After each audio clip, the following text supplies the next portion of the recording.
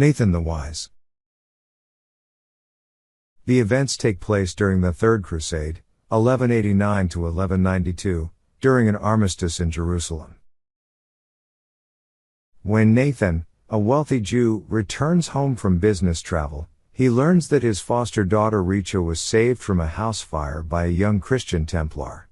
The knight, in turn, owes his life to the Muslim ruler of Jerusalem, Sultan Saladin, who pardoned him as the only one of 20 prisoners because he looks like Saladin's late brother Asad.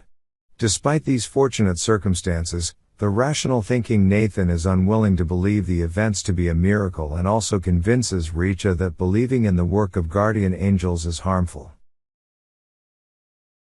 Saladin, somewhat indifferent in terms of money, is currently in financial trouble. That is why, on the advice of his more calculating sister Sita, he has the wealthy Nathan brought to him to test his generosity, which is praised throughout Jerusalem. Instead of asking him directly for a loan, Saladin pretends that he wants to test Nathan's famous wisdom and asks him about the true religion.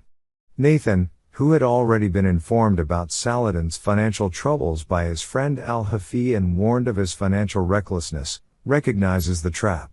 He decides to answer Saladin's question with a fairy tale, the so-called ring parable.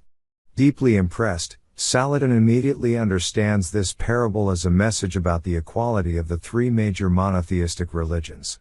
Moved by Nathan's humanity, he asks him to be his friend from now on.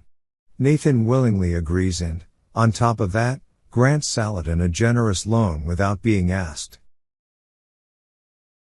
The Templar, who had saved Richa from the flames, but, until now, was not willing to meet her, is united with her by Nathan.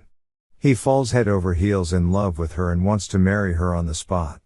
However, his name makes Nathan hesitate to give his consent, which insults the Templar.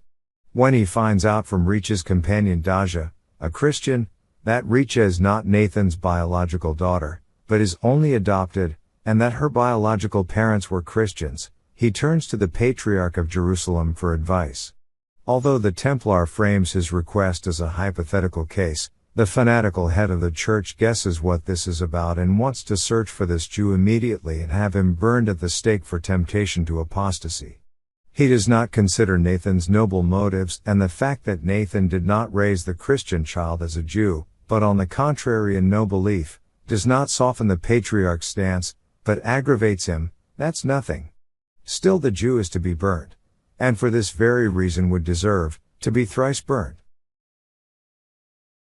Records of the friar who once brought Richa to Nathan as a toddler finally reveal that the Christian Templar and Richa are not only brother and sister, hence Nathan's reservations about marriage, but also the children of Saladin's brother Asad. These connections are revealed to everyone in the final scene at Saladin's palace, which ends with all main characters repeatedly embracing each other in silence.